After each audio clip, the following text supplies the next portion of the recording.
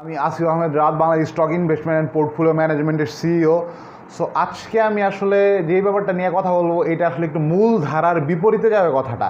হয়তো আপনাদের অনেকেরই হজম করতে কথা সত্যি কষ্ট হবে, বাট এই ব্যাপারটা আসলে রিয়েলিটি। যেহেতু আমি অনেক দিন থেকে ট্রেড করি, আমি যেহেতু ক্রিপ্টোতে, তারপরে ফরেক্সে, ইভেন বিভিন্ন দেশের স্টক মার্কেটে আমার ট্রেড করার এক্সপিরিয়েন্স আছে।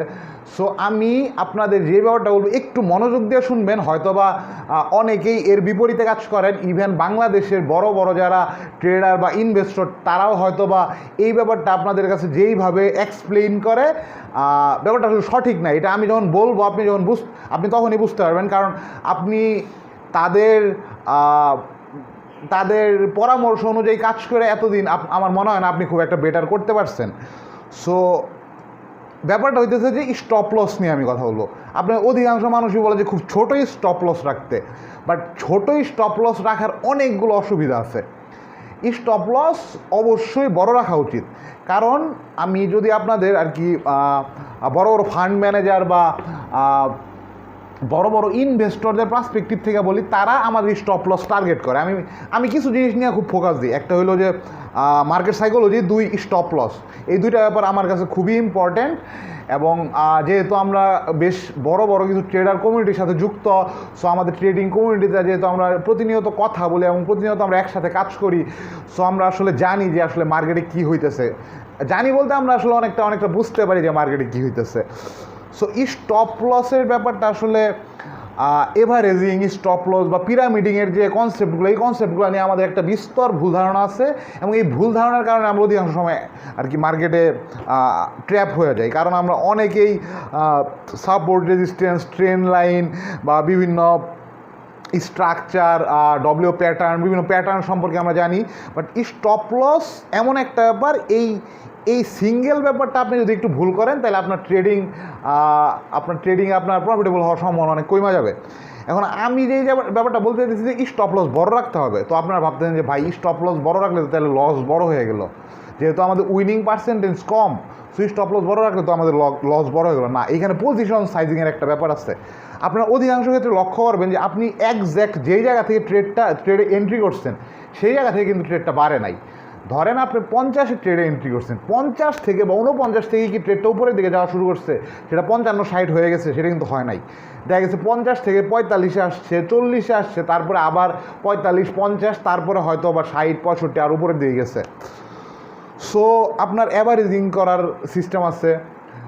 সো আমি স্টপ লস বড় রাখতে বলতেছি এই সেন্সে, আমি যদি আপনাদের একটু উদাহরণ দিই, ধরেন আপনি 50-এ একটা ট্রেড নেবেন, আপনি চিন্তা করছেন। সো 50-এ আপনি ট্রেডে এন্ট্রি করলেন, কিন্তু আপনি সেইখানে মাত্র 20-30% অ্যামাউন্ট আপনার এন্ট্রি করলেন। সো আপনি কিন্তু এখানে আপনি 10 টাকা বা 15 টাকা পর্যন্ত স্টপ লস রাখতে পারতেছেন, কিন্তু আপনি যদি এখানে আপনার 50%, 80% বা 100% এন্ট্রি করে ফেলেন, তখন কিন্তু আপনি বড় স্টপ লস রাখতে পারবেন না। আর আমি বারবার একটা কথাই বলি যে বড় বড় ইনভেস্টররা বা ইনস্টিটিউশনাল ইনভেস্টররা লিকুইডিটির জন্য আপনার স্টপ লস হিট করতে চায়। এটা আপনি আপনার অর্ডার বুকে আপনার স্টপ লস রাখেন অথবা সাইকোলজিক্যাল স্টপ লস রাখেন, আপনি জানেন যে আপনি কখন ওই স্টক থেকে বের হয়ে আসবেন। 50-এ এন্ট্রি করছেন, আপনার সাইকোলজিক্যাল একটা স্টপ লস আছে 45, আপনি 45 বা 44 বা 43-এ গেলে আপনি ওইটা সেল করে দিয়ে বের হয়ে আসবেন। সো এটা কিন্তু আমরা ফান্ড ম্যানেজাররা বা যারা বড় বড় ইনভেস্টর তারা কিন্তু ব্যাপারটা জানে। সো স্টপ লস যদি বড় রাখেন তাহলে তাদের আসলে প্রিডিক্ট করাটা তো সহজ হয় না, যেহেতু তারাও একটি স্টপ লস মেনটেন করে। সো তারাও আসলে মার্কেটের বেশি নিচে নিয়ে যেতে চায় না, কারণ মার্কেটের বেশি নিচে যদি একবার নিয়ে যাওয়া হয়, তারা যদি মার্কেটে আলটিমেটলি উপরের দিকে নিয়ে যেতে চায়, কিন্তু স্টপ লস হিট করতে করতে যদি মার্কেটে অনেক নিচে নিয়ে চলে আসে, তাহলে আসলে আলটিমেটলি আবার মানুষের উৎসাহ জায়গায় তাদের ওই স্টকটার উপরের দিকে নিয়ে যাওয়াটা অনেক টাফ হয়ে যায়। সো এখানে দুইটা জিনিস ইম্পর্টেন্ট, এক বড় স্টপ লস, দুই পজিশন সাইজিং। আপনি পজিশন সাইজিং যদি ঠিক মতো না করেন তাহলে বড় স্টপ লস রাখতে পারবেন না। আপনি যেই ছোটো স্টপ লস রাখেন ওই স্টপ লস কাজ করতে হবে।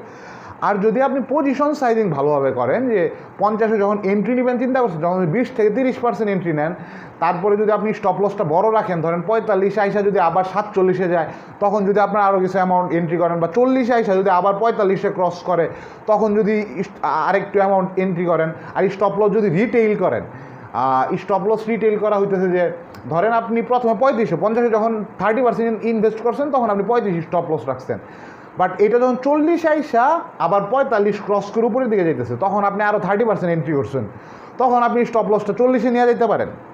সো এইভাবে যদি আপনি স্টপ লস রিটেল করেন এবং পজিশন সাইজিং ঠিকভাবে করেন তাহলে আসলে আপনার উইনিং প্রবাবিলিটি অনেক বাইরে যাবে। আর এর সাথে কিন্তু সাইকোলজিক্যাল ফ্যাক্টর অনেক বেশি নির্ভরশীল।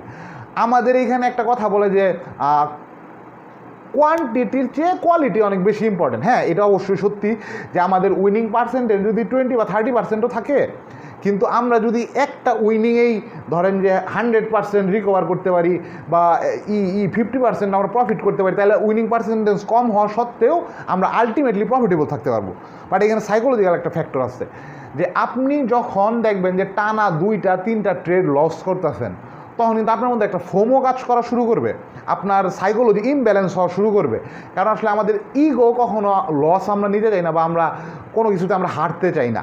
সো আপনার উইনিং পার্সেন্টেজ যদি কম হয় তাহলে আপনার হয়তো বা আপনি অ্যাংজাইটিতে ভুগবেন, আপনি হয়তো ফ্রাস্ট্রেটেড হয়ে যাবেন যে আমি বারবার কেন লুজ করতেছি, আমি এত ভালো অ্যানালাইসিস সত্ত্বেও আমি বারবার কেন লুজ করতেছি। স্টপ লস ছোটো রাখার কারণে কিন্তু আপনি বারবার লুজ করতেছেন। সো স্টপ লস ছোটো রাখার কারণে বারবার লুজ করার কারণে আপনার কিন্তু ডিসিশন নেওয়ার ক্ষমতা এখানে কিন্তু মানে আপনি হয়তো বা রাইট টাইমে রাইট ডিসিশন নিতে পারতেছেন না, যেহেতু আপনি একবার 3-4বার লুজ করছেন। সো আপনি নেক্সট টাইম ডিসিশন নেওয়ার ক্ষেত্রে আপনার মধ্যে ফেয়ার কাজ করতেছে। আর ফেয়ারে আমরা কেউ ভালো ডিসিশন নিতে পারি না। যখন আমাদের মধ্যে ভয় কাজ করে তখন আমরা কেউ ভালো ডিসিশন নিতে পারি না। সো এর জন্য বলবো যে আপনি হয়তো বা প্রফিট পার্সেন্টেজ আপনার কম হইতে পারে আপনি যদি অ্যাভারেজিং করেন বা পিরামিডিং করেন, বাট আপনার উইনিং পার্সেন্টেজ বেশি হওয়ার কারণে আপনি মেন্টালি বেশ স্যাটিসফাইড থাকবেন, মেন্টালি বেশ হ্যাপি থাকবেন। এর জন্য আপনার ডিসিশন আপনি বেটার ডিসিশন নিতে পারবেন এবং আলটিমেটলি আপনি আপনার প্রফিটেবিলিটি ইনক্রিজ করতে পারবেন আর আপনার ট্রেডিং জার্নি বেশ ভালো হওয়ার সম্ভাবনা আছে। সো এই ব্যাপারগুলো ইভেন এটা আপনার লাইফের ক্ষেত্রেও কাজে লাগে। আপনি লাইফেও যদি ছোটো ছোটো সফলতা অর্জন করতে থাকেন, এক সময় দেখবেন যে আপনি আসলে পরের সফলতাগুলো আপনি কম্পাউন্ডিং অর্জন করতে পারবেন, বাট ছোটো ছোটো ব্যর্থতাগুলো কিন্তু আপনার উপরে প্রভাব বিস্তার করবে। আপনি ফ্রাস্ট্রেটেড হয়ে যাবেন, পরে আলটিমেটলি এগুলো আপনার ডিসিশন নেওয়ার ক্ষমতা। সো আপনি একটু সার্কেলের মধ্যে পড়ে যাবেন। আপনি ধরেন যে ছোটো একটা ফেলুর হইলো, ফেলুরের কারণে আপনি মানসিক স্থিরতা হারাইলেন, এর ফলে আপনার ডিসিশন নেওয়ার ক্ষমতা, আপনার ডিসিশন নেওয়ার আপনার বেটার ডিসিশন আপনি নিতে পারলেন না, আপনি কিন্তু একটা সার্কেলের মধ্যে পড়ে গেলেন। সো এই সার্কেল আপনার আলটিমেটলি নেগেটিভের দিকে নিয়ে যেতেছে। সো কোয়ালিটি অবশ্যই ইম্পর্টেন্ট, বাট কোয়ান্টিটিও ইম্পর্টেন্ট, বিশেষ করে আমাদের এই ট্রেডিং জার্নিতে, আমাদের এই ইনভেস্টিং জার্নিতে, ইভেন লাইফেও। সো এইটাই আজকে আমি বলতে চাইছিলাম। আমি নেক্সটে আপনাদের চার্টে একদিন বিস্তারিত বলবো যে কীভাবে পজিশন সাইজিং কোন কোন পজিশনে আমরা করতে পারি, কত পরিমাণ অ্যামাউন্ট আমরা কোন পজিশনে, প্রবাবিলিটির ভিত্তিতে। প্রবাবিলিটি আমাদের এই মার্কেটের সবচেয়ে বড় খেলা হইতে প্রবাবিলিটির খেলা। সো এই ব্যাপারগুলো আমি তো মুখে বলা সম্ভব না, এগুলো আমি একদিন আপনাদের চার্টে ডিটেলসে দেখাবো। আজকে জাস্ট আমি আপনাদের একটা ধারণা দিলাম। সো ধন্যবাদ, ভালো থাকবেন।